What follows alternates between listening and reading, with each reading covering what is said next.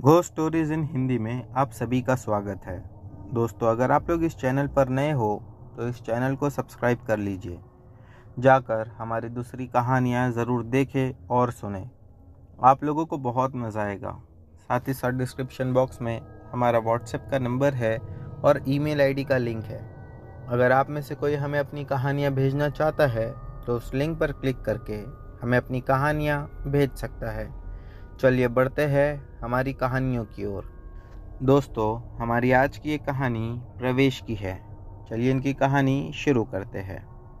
मैं उत्तर प्रदेश का रहने वाला हूँ। आज जो घटना मैं आप लोगों को बताने जा रहा हूँ, यह घटना तब की है जब मेरी मम्मी पापा की शादी हो रही थी।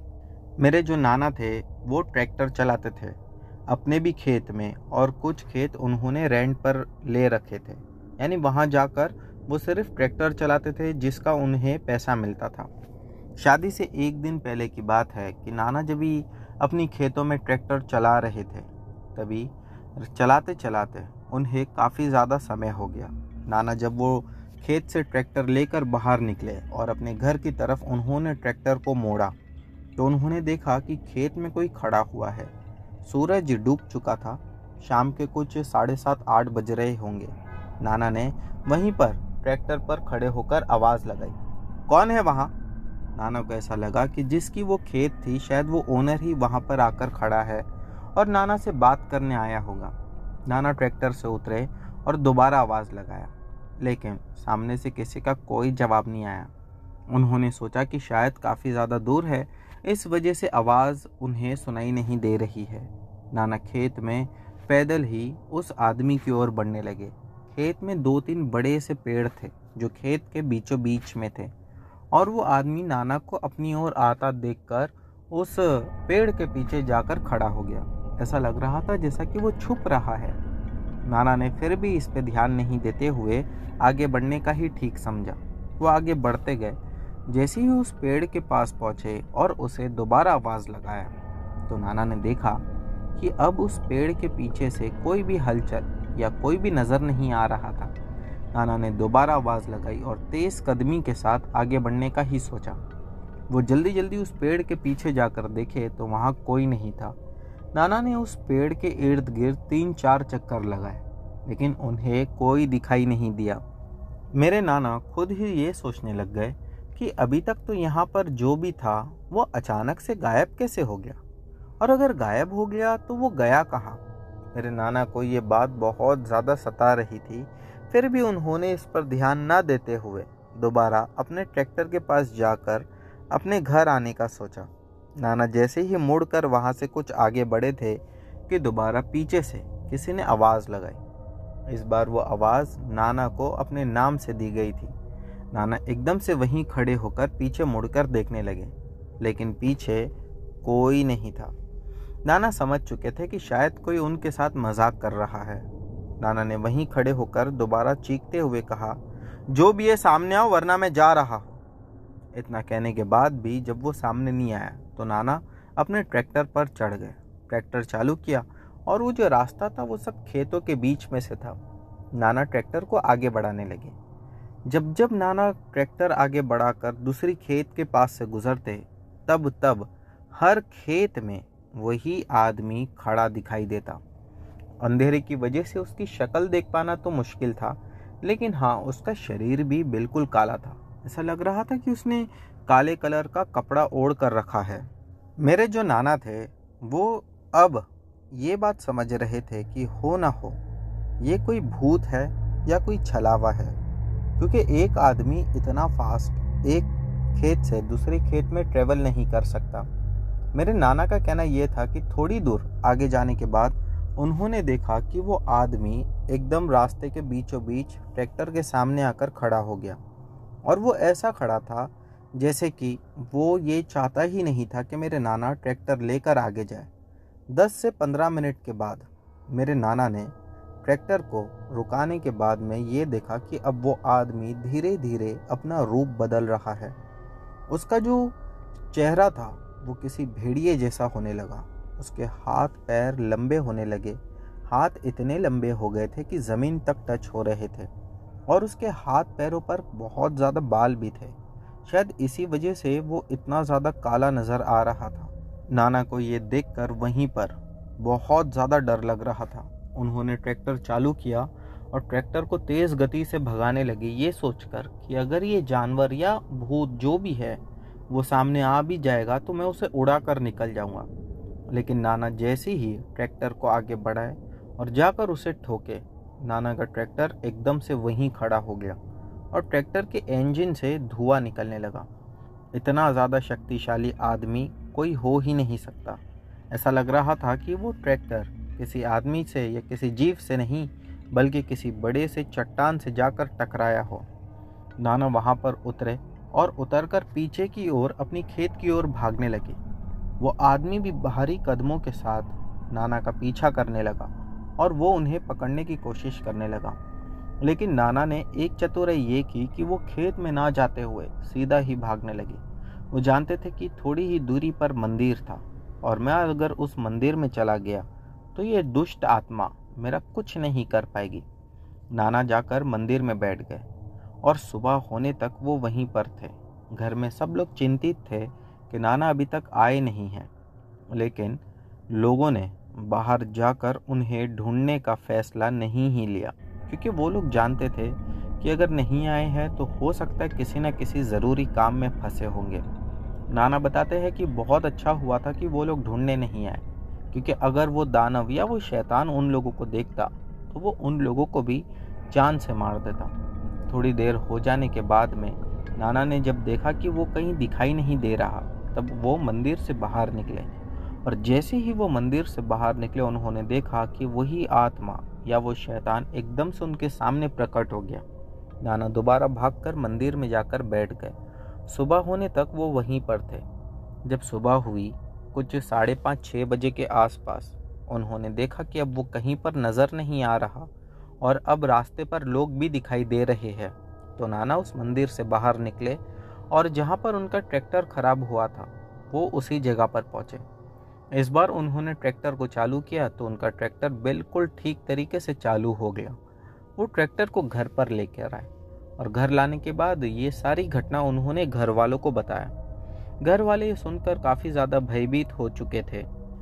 तभी ही मेरी नानी ने मेरे नाना से कहा कि वो हो ना हो छलावा था और वो इतनी आसानी से पीछा नहीं छोड़ेगा, वो दोबारा तुम पर हमला करेगा। मेरे नाना ने इस पर ध्यान नहीं दिया। फिर घर पर शादी भी थी तो काफ़ी ज़्यादा वहाँ पर परेशानी चल रही थी शादी की तैयारियों की, तो वो तैयारियाँ करने में नाना बिज़ी हो गए। 2-3 दिन के बाद जब मेरी मम्मी की शादी हो गई, उसके बाद नाना अपने खेत पर गए तो उन्होंने देखा कि फिर से वही आदमी उन्हें अपनी खेत में नज़र आ रहा है। नाना इस बार जानते थे कि शायद अब इससे बच पाना असंभव है। नाना ने जैसे ही उसे पहली बार देखा वो भागकर ट्रैक्टर लेकर मंदिर चले गए और वो वहीं पर जाकर बैठ गए। सुबह होने तक उन्होंने वहीं पर उसका इंतज़ार किया। सुबह में जब उस मंदिर के पुजारी जी आए तो नाना ने सारी बात उन्हें बताई। उन्होंने नाना के हाथ पर धागा बांधा और कहा कि ये रक्षा कवच है, जब तक ये तुम्हारे हाथ पर बंधा हुआ है तब तक वो शैतान तुम्हारा कुछ नहीं बिगाड़ सकेगा। अगले दिन भी यूं ही हुआ कि नाना खेत में गए और उन्होंने उसी को देखा, लेकिन इस बार जैसे ही नाना उसके पास जाते वो नाना से दूर चले जाता। मेरे नाना ये चीज़ जान चुके थे कि कुछ भी हो जाए इस बार वो मुझे परेशान नहीं कर सकता या वो मुझ पर हमला नहीं कर सकता। उन्होंने अपना काम ख़त्म किया और खेत से बाहर निकले।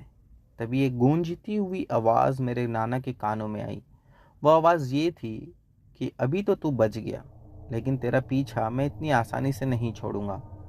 नाना ने ये बात सुनकर दोबारा उसी पुजारी जी के पास जाने का फैसला किया और जाकर उन्हें सारी बात बताई। तो पुजारी जी ने कहा कि जब तक ये रक्षा कवच तुम्हारे हाथ पर बंधा हुआ है तब तक वो तुम्हें कुछ नहीं करेगा।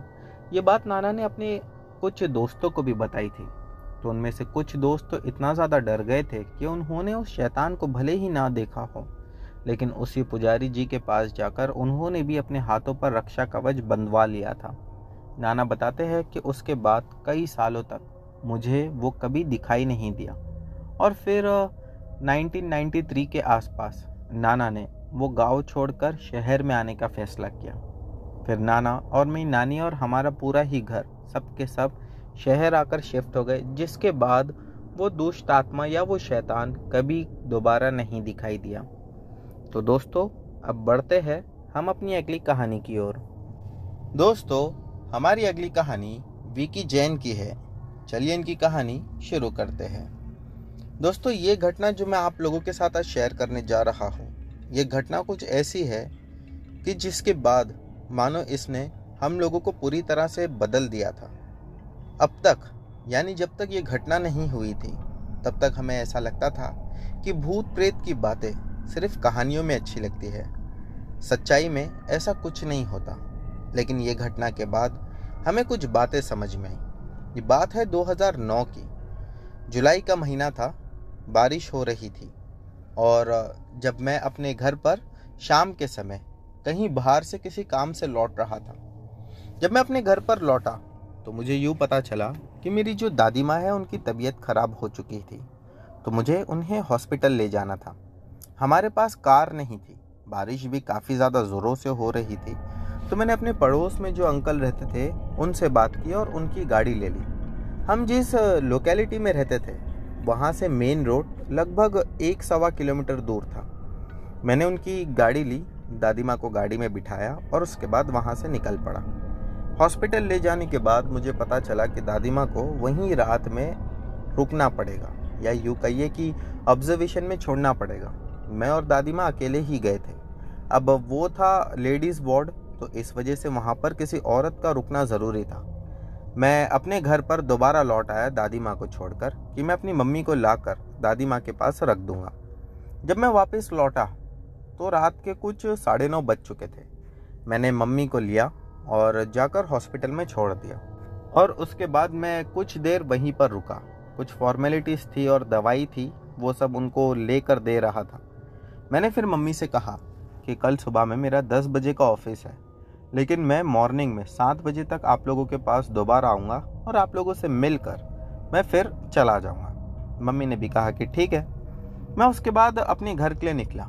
जब मैं घर के लिए निकला तो कुछ 12:15 हो रहे थे।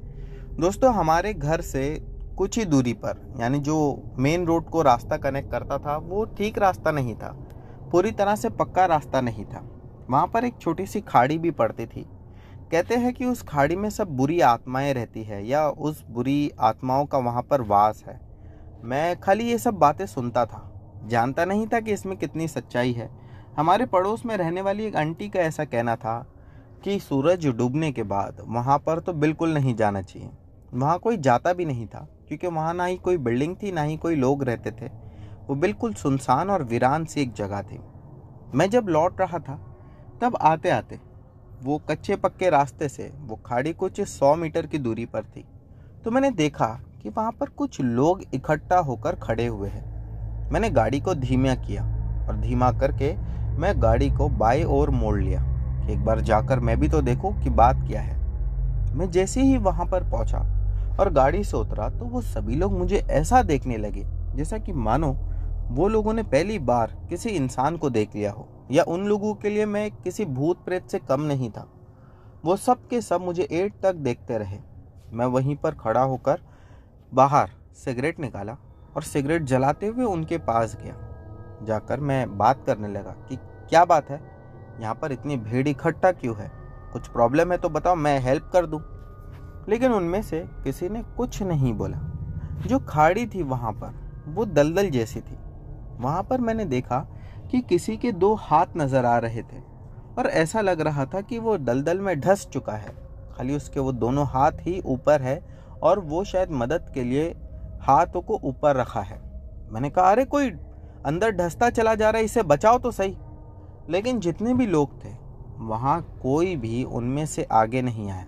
जो जहाँ था वो वहीं के वहीं था। मैं ये बात को देखकर हैरान रह गया कि ये लोग क्यों आगे नहीं आ रहे हैं किसी की मदद करने के लिए। मैं कुछ देर तो वहीं पर रुका और उसके बाद में मुझे जितना समझ में आया, मैंने गाड़ी की डिक्की को खोल कर देखा तो उसमें एक रस्सी थी। मैंने उस रस्सी को फेंका, लेकिन वो हाथ उस रस्सी को पकड़े ही नहीं। ऐसा लग रहा था कि जैसा मानो उस आदमी की शरीर से रूह निकल चुकी है। और वो चाहकर भी अब बाहर नहीं लौट पाएगा। मुझे देखकर बहुत ज़्यादा डर लगने लगा। मैं वहीं खड़े होकर चिल्लाने लगा कि कोई आदमी ऐसा मर गया और आप लोग खाली देखते रहे। मेरा इतना कहना ही था कि तभी ही वो जो आदमी दलदल में धंसा था वो अब एकदम से खुद से ही बाहर निकलने लगा। उसके हाथ हिलने लगे और उसके हाथों के सहारे उसने अपने आप को पूरा के पूरा बाहर निकाल दिया। सोचने वाली बात दोस्तों ये थी कि जिस दलदल में कोई भी आदमी या जानवर जाए तो वो धंस जाए, वो उसी में से निकलकर उस दलदल के ऊपर खड़ा था।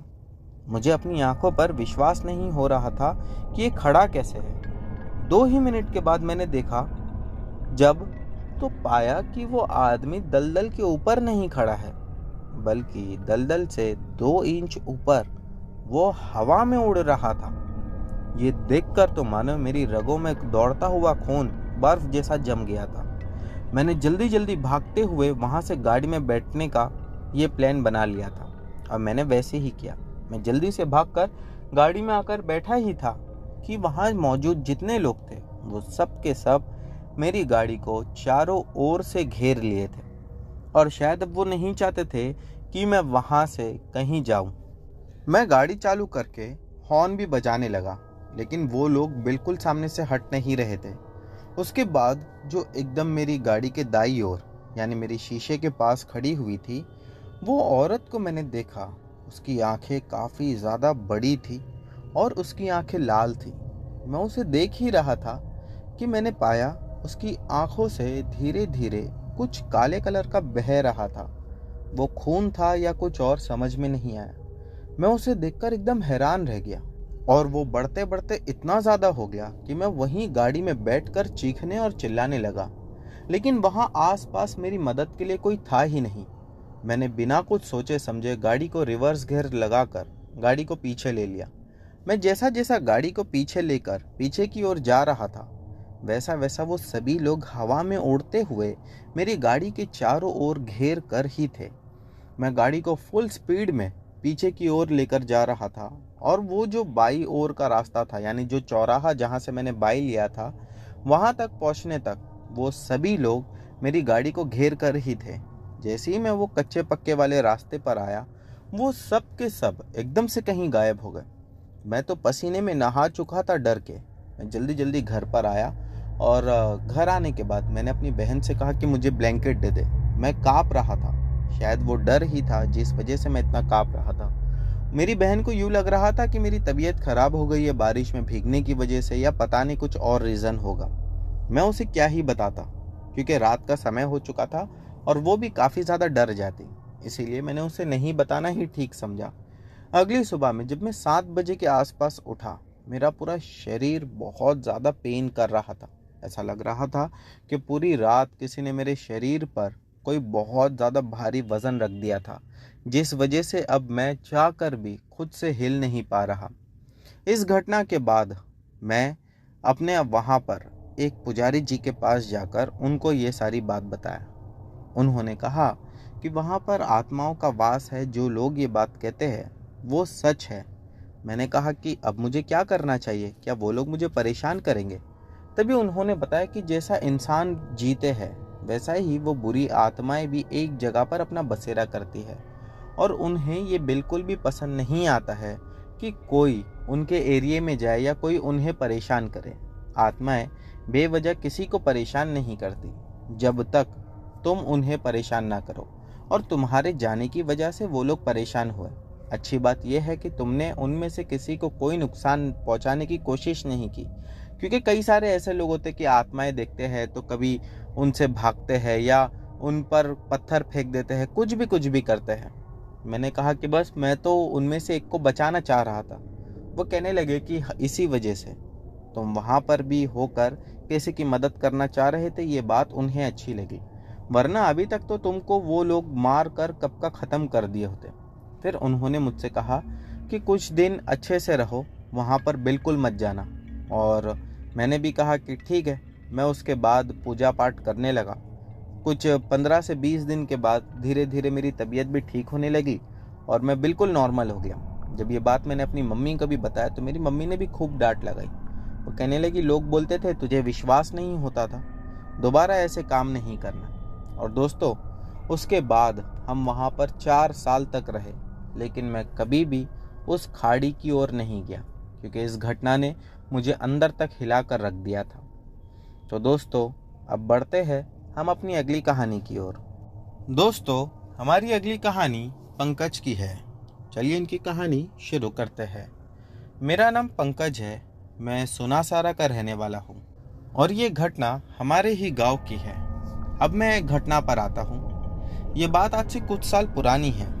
उस समय गांव में हमारे ज़्यादा डेवलपमेंट नहीं होने की वजह से लाइट अक्सर शाम के समय चले जाती थी और वहाँ पर लाइट नहीं होने की वजह से कई सारी दिक्कतों का सामना करना पड़ता था। हमारे गांव के कुछ लोग अभी तक ऐसे थे, यानी कुछ साल पहले तक, जो लालटेन लेकर घूमते थे या फिर टॉर्च। लालटेन मैंने इसलिए कहा क्योंकि गांव में शाम में 8 बजे 9 बजे लोग वहां चौराहे पर बैठा करते थे या फिर अपने घर के बाहर आंगन में बैठते थे। कुछ लोग साथ में बैठकर मस्ती मजाक करते थे, तो उसमें लालटेन लेकर बैठा करते थे और जिन्हें कहीं आना जाना होता था वो टॉर्च लेकर आते जाते थे। ये घटना तभी की ही है। एक शाम में कुछ लोग हमारे ही गांव को लगकर, जो घना सा जंगल था, जंगल काफी बड़ा तो नहीं, लेकिन वहां पर जाकर शाम में लोग बैठा करते थे। हवाएं ठंडी चलती थी और इसके साथ साथ कुछ लोग ऐसे भी थे जो दारू पीते थे, तो वो लोग जंगल के नजदीक में जाकर वहां पर दारू पिया करते थे। ये घटना उसी टाइम की है जब 4 से 5 लोग मिलकर उस जंगल के स्टार्टिंग पॉइंट पर जाकर बैठे थे। वहां जाकर वो लोग दारू पी रहे थे कि अचानक उन लोगों ने कुछ आवाजें सुनी। वो आवाजें ऐसा लग रहा था कि किसी की दहाड़ने की आ रही है या कोई बहुत ज्यादा गुस्से में गुर्रा रहा है। वो जो लालटेन था वो भी अपने आप एक झटके में बुझ गया। समझ में नहीं आया कि ये कैसे हुआ। वहां पर लोगों ने अपने आस पास देखा, बिल्कुल अंधेरा था और बहुत ज्यादा सन्नाटा। वो जो आवाज उन लोगों को सुनाई दे रही थी वो अब और ज्यादा जोरों की आ रही थी। ऐसा लग रहा था कि वो आवाज उन पर हमला करना चाह रही है या उनके करीब आकर उन्हें कोई नुकसान पहुंचाना चाह रही है। लोग ये बात समझ चुके थे। कहीं ना कहीं वो लोग जानते थे कि हो ना हो ये आसपास कोई जंगली जानवर है या फिर कोई चोर डाकू होगा, जो हो सकता है ऐसी आवाजें निकालकर हम पर हमला करने की कोशिश कर रहा है। वो लोग जल्दी जल्दी जंगल से बाहर आने लगे।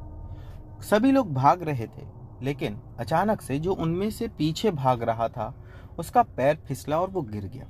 जो 2 लोग थे उनमें से वो पीछे आए और उसे उठाने लगे, लेकिन आगे जो बंदा खड़ा हुआ था उनके लिए, अचानक से ही उसने जोर से एक चीख लगाया और वो हवा में उड़ने लगा। वो हवा में ऐसा उड़ रहा था जैसा मानो आकाश में पतंग उड़ती है। कोई अदृश्य शक्ति उसे उठाकर ले जा रही थी। बाकी के खड़े उसके दोस्त सब ये देखकर हैरान थे कि अचानक इसे ऐसा क्या हो गया कि ये हवा में उड़ रहा है। वो जोरों से चीख रहा था, चिल्ला रहा था और उसके बाद उड़ते हुए एक बड़े से पेड़ से जाकर टकराया और जोर की आवाज के साथ वो जमीन पर गिर पड़ा। जमीन पर गिरने के बाद उसके मुंह से खून चालू हो गया और उसके शरीर पर कई सारे घाव आ चुके थे। लेकिन अच्छी बात ये थी कि वो मरा नहीं था। उसे ऐसी हालत में देखकर बाकी के दोस्त उसकी मदद करने लगे, उसे वहां से उठाकर आगे ले जाने लगे। और आगे जाते जाते उन लोगों ने फिर से वही आवाज़ों को सुना। उनका दोस्त उस हालत में भी उन्हें कुछ बता रहा था कि यहाँ पर भूत है जिसने मुझे उठाया। बहुत धीमी आवाज़ में वो कह रहा था। और जब उसे उठाकर ले जा रहे थे तब उसकी आंखें दाईं ओर एक पेड़ पर ही टिकी हुई थी। वो कह रहा था कि वहाँ पर भूत है, वो हमें ही देख रहा है, वो नहीं चाहता कि हम यहाँ से जाए, वो हम पर हमला करेगा। उसका इतना कहना था। उसके बाद में भी उसके दोस्त तो नहीं रुके। वो लोग आगे बढ़ते जा रहे थे कि अचानक दोबारा उन पर हमला हुआ। इस बार जब हमला हुआ तब ऐसा लगा कि किसी ने बड़ी सी किसी चीज से या बड़े से किसी बाम्बू से उन्हें जोर से मारा, जिसके बाद वो लोग काफी दूर तक उड़कर गिरे। और जो दोस्त जख्मी था पहले से ही, वो तो वहीं पर जमीन पर गिर पड़ा। जैसे ही वो गिरा उसकी चीखें निकल गई, क्योंकि पहले से ही उसे बहुत सारे घाव लग चुके थे। वो वहीं पर लेटा होकर दर्द में कर्रा रहा था। 2-4 मिनट ही बीते होंगे कि फिर उन्होंने यानी कि उस आदमी के दोस्तों ने देखा कि उस आदमी के दोनों पैर हवा में उड़ चुके हैं, जैसा कि किसी ने उसके पैरों को उठा कर रखा है और घसीटता हुआ उसे ले जा रहा है। उनमें से 2 दोस्त तो काफ़ी ज़्यादा जख्मी हो चुके थे, इसलिए वो लोग खुद को ही संभाल रहे थे। लेकिन जो तीसरा दोस्त था, जब उसने ये चीज़ देखा तो वो अपने दोस्त की मदद करने के लिए उनके पीछे पीछे भागने लगा। थोड़ी दूरी पर जाने के बाद उसके जो पैर हवा में थे, अब वो ज़मीन पर आ चुके थे। यानी यूँ समझ में आ रहा था कि जिसने भी पैर को पकड़ कर रखा था, उसने अब उसके पैरों को छोड़ दिया और एकदम से शांति हो गई चारों ओर। ऐसा लग रहा था कि जो भी यहाँ पर था वो कहीं चला गया। तभी 1 मिनट के बाद जो दोस्त बचाने के लिए गया हुआ था, उसके पेट पर ऐसा लगा कि किसी ने मारा, जिसके बाद वो भी कहीं दूर जाकर उड़कर गिरा। उसके उड़कर गिरने के बाद में जो पहला वाला दोस्त था, जो बुरी तरह से घायल था, वो उठा और जाकर अपने आप को संभालते हुए अपने दोस्त को देखने लगा। लेकिन उसके दोस्त के मुंह से खून निकल रहा था और वो अब बेहोश हो चुका था। उसके बाकी के 2 दोस्त भी ढूंढते ढूंढते वहां तक पहुंच चुके थे। सभी लोगों को एक दूसरे का सहारा था और सभी लोगों ने एक दूसरे की मदद करते हुए उस जंगल से बाहर निकलने का सोचा। धीरे धीरे वो लोग उस जंगल से बाहर निकल ही रहे थे कि अचानक से फिर से वो गुर्राने की या गुस्से में किसी के चिल्लाने की आवाज़ें दोबारा सुनाई दी। इस बार वो आवाज़ एक ही बात कह रही थी कि अब तुम लोगों का बच पाना मुश्किल है। ये आवाज़ें सुनने के बाद उनमें से एक दोस्त तो काफ़ी ज़्यादा घबरा गया था। तभी उसने देखा कि जो बड़ा सा पेड़ उसकी बाईं ओर था, वो पेड़ ऊपर से धीरे धीरे झुक रहा था और झुकते हुए इन्हीं की ओर आ रहा था। वो इस बात से काफ़ी ज़्यादा घबरा गया कि ये क्या हो रहा है और जल्दी जल्दी सब जंगल से बाहर निकलने लगे। वो कहते हैं ना कि अगर ऊपर वाला किसी को बचाना चाहे तो उसे कोई मार नहीं सकता। वो लोग भगवान का नाम का जप करने लगे और वहाँ से अपनी जान बचाकर भागकर बाहर आ गए। उन लोगों को जब गांव वालों ने देखा तो गांव वाले भी इस बात से परेशान थे कि हमारे जंगल में ऐसा क्या हो गया है, क्योंकि कई सारे लोग ऐसे थे जो जंगल पर पूरी तरह से निर्भर थे। वो लोग इस बात से अब डरने लगे कि अगली सुबह में हम जंगल कैसे जाएंगे और अपना काम कैसे करेंगे। फिर भी कुछ लोग उनमें से ऐसे थे जिन्होंने अगली सुबह जंगल जाने का सोच ही लिया था, क्योंकि वो कहते हैं ना कि कुछ ऐसे लोग हैं जो रोज़ाना कमाते हैं और वही कमाई से अपने घर वालों का पेट पालते हैं। तो उस गांव के भी कुछ लोग ऐसे ही थे जो जंगल में जाते और रोज़ का काम करके रोज़ जो पैसे मिलते उसी को घर पर ले आते और उसी से उनका घर भी चलता था। इसीलिए जंगल नहीं जाने का सवाल तो उठता ही नहीं था। अगली सुबह गांव के करीब 12 लोग उस जंगल के लिए निकल पड़े, लेकिन जब शाम में लौटे तो उनमें सिर्फ 11 ही लोग थे। उनमें से एक आदमी नहीं था। वो आदमी कहाँ गया किसी को कुछ नहीं पता। लोगों ने सोचा कि अब इस आदमी के बारे में तो जानना ही चाहिए। आसपास के कई सारे गांव में ये बात आग की तरह फैल चुकी थी। हमारे ही गांव के कई सारे ऐसे लोग थे जिन्होंने ये प्लान किया कि हम कल सुबह काफ़ी सारे लोग उस जंगल में जाएंगे और जाकर हमारे जो गांव का आदमी था उसे ढूंढेंगे, या अगर उसकी जान को खतरा होगा तो उसे बचा कर ले आएंगे। अगली सुबह में कई सारे लोग उस जंगल में गए। जब जंगल में गए तो उन्होंने देखा कि जंगल में जो आदमी को ढूंढने के लिए गए हुए थे उसका कटा हुआ हाथ मिला है और उसका पूरा शरीर कहीं पर भी नजर नहीं आ रहा। अब लोग इस बात से परेशान थे कि उसका शरीर कहाँ चला गया होगा। कई देर तक ढूंढने के बाद एक आदमी ने जोर से चीख लगाया। जब जाकर देखा तो पाया कि एक सड़ा गला शरीर वहां पर पड़ा हुआ था। दोस्तों, सोचने वाली बात यह है कि जो हालत वो शरीर की हो रखी थी वैसी हालत किसी भी मुर्दा की होने कम से कम 15 से 20 दिन का समय जाता है, लेकिन एक दिन में ही उसकी लाश बुरी तरह सड़ और गल गई थी। ये बात लोगों को समझ में नहीं आ रही थी। उसके कपड़ों से उस को पहचाना गया। फिर उसे वहां से उठाकर गांव लाया गया। गांव लाने के बाद उसका अंतिम संस्कार किया गया। गांव में जो पुजारी जी थे उन्होंने कहा कि अभी तक तो जंगल में ऐसी कोई भी आत्मा या भूत के बारे में ना तो देखा गया था ना सुना गया था। हो ना हो ये कोई खूंखार आत्मा है जो अभी अभी इस जंगल में अपना बसेरा डाली है। और फिर पुजारी जी जो थे गांव के, उन्होंने सभी लोगों को उस जंगल में जाने के लिए मना किया। वो कहने लगे कि 45 दिन का मुझे समय चाहिए, कुछ तंत्र मंत्र पढ़कर या कुछ तंत्र क्रिया करके वो उस जंगल को उस आत्मा से मुक्त करवा देंगे। 45 दिन तक किसी भी गांव वाले की हिम्मत तक नहीं थी उस जंगल में जाने की। और 45 दिन के बाद जब पुजारी जी ने गांव में आकर कहा कि अब उस जंगल में कोई भी कभी भी जा सकता है, तब भी लोग डर रहे थे और अपना पूरा के पूरा ग्रुप बनाकर जाते थे।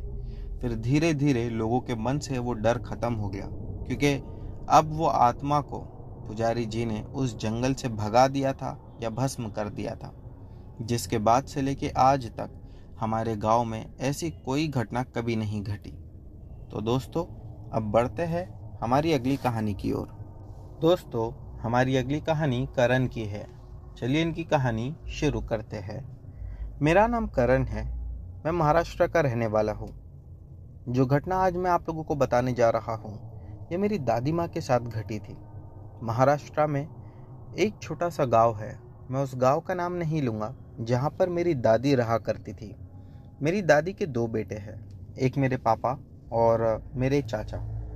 दोनों ही अपनी शादी के बाद शहर आ चुके थे, लेकिन मेरी दादी उसी गांव में रहती थी। वो गांव काफ़ी छोटा था, मुश्किल से उस गांव में 50 घर भी नहीं होंगे। हमारा जो घर था दादी का, वो काफ़ी बड़ा था और वो गांव के एकदम एंड में था। और इसी वजह से जब भी हम गांव जाते थे तो सभी लोगों से मिलते हुए अपने घर तक पहुंचते थे। एक बार दादी ने मुझे ये बात बताई कि जब गांव में कोई नहीं था और दादी माँ भी अपने घर पर बिल्कुल अकेली थी, तब रात के समय उन्हें यूं महसूस हुआ जैसा कि कोई घर के दरवाजे के बाहर खड़े होकर जोरों से चीख रहा है या चिल्ला रहा है मदद के लिए। दादी ने जब दरवाज़ा खोलकर देखा तो पाया कि बाहर कोई नहीं है और वो आवाज़ कहीं दूर से आ रही थी। दादी ने सोचा कि जाकर उस आवाज़ को देखना चाहिए कि वो आवाज़ कहाँ से आ रही है। हमारे घर से थोड़ी ही दूरी पर पीछे साइड एक बंद कुआं था। दादी ने जब उस कुएं के पास जाकर देखा तो उन्हें समझ में आया कि वो जो आवाज़ आ रही थी वो दरअसल कुएं में से आ रही थी। मेरी दादी ने कुएं में झांक कर देखा तो अंधेरे की वजह से रात के समय उन्हें कुछ भी दिखाई नहीं दिया। दादी ने वहीं खड़े होकर चिल्लाया भी, अंदर कोई है क्या? लेकिन अंदर से कोई आवाज़ नहीं आई। तो दादी को लगा कि ये मेरा वहम होगा। दादी ने आसपास भी देखा जितना उन्हें दिख सकता था अंधेरे में, लेकिन कोई भी नज़र नहीं आया और वो आवाज़ भी आना एकदम से बंद हो चुकी थी। जैसे ही वो पलटकर अपने घर के करीब पहुंची ही थी कि वो आवाज़ों का आना फिर से शुरू हो गया। दादी ये सोच में पड़ गई कि अब मैं करूँ तो क्या। दादी ने दोबारा उसी कुएं के पास जाकर देखने का फैसला किया। जब वो दोबारा वहां पर पहुंची तो वो आवाज़ों का आना दोबारा से बंद हो गया और उस कुएं में पहली बार की तरह ही कुछ भी दिखाई नहीं दिया। दादी फिर वहां से जल्दी जल्दी अपने घर पर आ गई और घर का दरवाज़ा बंद करके वो अंदर जाकर लेट गई।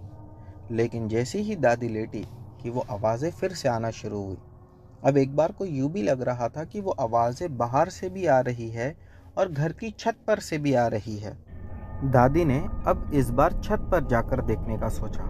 वो जब ऊपर गई तो उन्होंने देखा कि वो जो हमारे घर का बैक साइड था, जहाँ पर वो कुआं था, वहाँ दूर उन्हें कोई खड़ा हुआ दिखाई दे रहा है, जो दोनों हाथों से दादी को अपनी ओर बुला रहा है। दादी ने खड़े होकर ही आवाज़ लगाई कि तुम कौन हो, क्या चाहिए? लेकिन उसका कोई जवाब नहीं आया। मेरी जो दादी माँ थी वो बताती है कि मैंने देखा कि धीरे धीरे उसके हाथ लंबे होते जा रहे हैं और काफ़ी करीब उसके हाथ बढ़ते बढ़ते मेरी ओर तक आ चुके थे। मैं जल्दी से छत का दरवाज़ा बंद की और नीचे जाकर अपने बिस्तर पर लेट गई। मुझे समझ नहीं आ रहा था कि अब मुझे क्या करना चाहिए। मैं अंदर ही वहाँ पर जो हमारा मंदिर था छोटा सा घर के अंदर, वहाँ जाकर बैठ गई। वो आवाज़ों का आना बंद नहीं हुआ और अब भी घर के बाहर से वो आवाज़ें आ रही थी। जब पूरी रात मैंने डर कर वहाँ पर बिता दी तो अगली सुबह होते ही मैं जाकर लोगों को ये बात बताई। आसपास के जो लोग थे उन्होंने ये बात सुनकर कहा कि वो कोई आत्मा होगी जो तुम्हें परेशान कर रही है। दादी इस चीज़ को लेकर काफ़ी ज़्यादा घबराई हुई थी, तो इसीलिए वो उस रात जाकर पड़ोस में सोई। दादी के पड़ोस में जाकर सोने के बाद में भी वो आवाज़ों का आना बंद नहीं हुआ। आश्चर्य की बात ये थी कि वो आवाज़ें सिर्फ दादी को सुनाई दे रही थी, यानी पड़ोस में जितने भी लोग थे उन्हें वो आवाज़ सुनाई ही नहीं दी। दादी बताती है कि वो भी रात मैं डर कर सोई और मेरे जो पापा है उनको तो दादी ने बता ही दिया था। तो मेरे पापा अगली सुबह में पहुंच चुके थे।